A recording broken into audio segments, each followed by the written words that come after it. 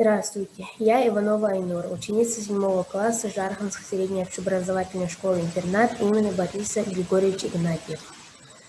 Научный руководитель Августина Николаевна Попова, учитель русского языка, литературы ЖСО-ШИ. Тема моей работы – солярный символ в якутской культуре. Солярные символы – это схематичное изображение Солнца. В работе мы рассматриваем их использование в символах государственной Якутии.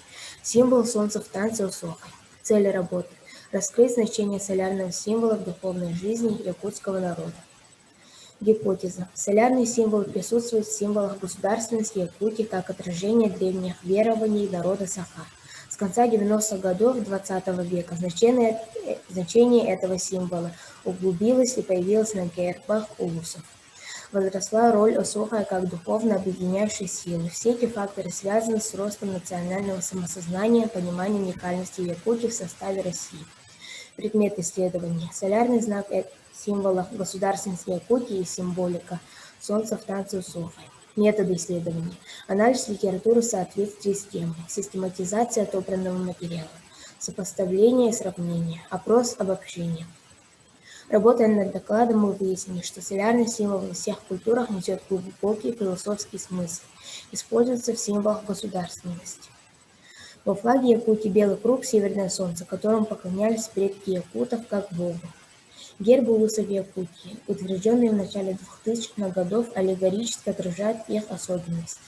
Солярный знак в разных вариантах присутствует на гербах 6 улусов. Солнце в гербе Сунтарского улуса присутствует косвенно как силуэт людей, танцующих Осохой, что показывает значение Сунтарского улуса как хранителя якутской культуры. Душа праздника Сых Осохи, в нем увековечен образ солнца как бога. Смысл Осоха в древности заключался в вознесении к божествам Аи. Якуты именовали себя людьми солнца, Кюнджано. В этом заключена идея единства человека и Вселенной. Если хороводные танцы во многих странах потеряли свою объединяющую силу, то значение Осохая возросло. Люди, совершая магический круг, движение в вечность, духовно обновляются. Они осознают, что человек Солнце должен творить добро, дарить людям радость и любовь. С 90-х годов Осохой возродился как массовый танец, символизирующий Солнце, жизнь, добро. Основана школа традиционного танца, проводятся фестивали круговых танцев в Сибири. Молодежь не должна забывать свои корни и традиции, нужно бережно относиться к своему наследию. Считаем, что гипотеза доказана. Принятие 27 сентября 1990 года Декларации о государственном суверенитете привело к подъему духовной культуры народа Саха, пониманию своей уникальности как нации. В этом процессе свою роль сыграл и соляр. Спасибо за внимание.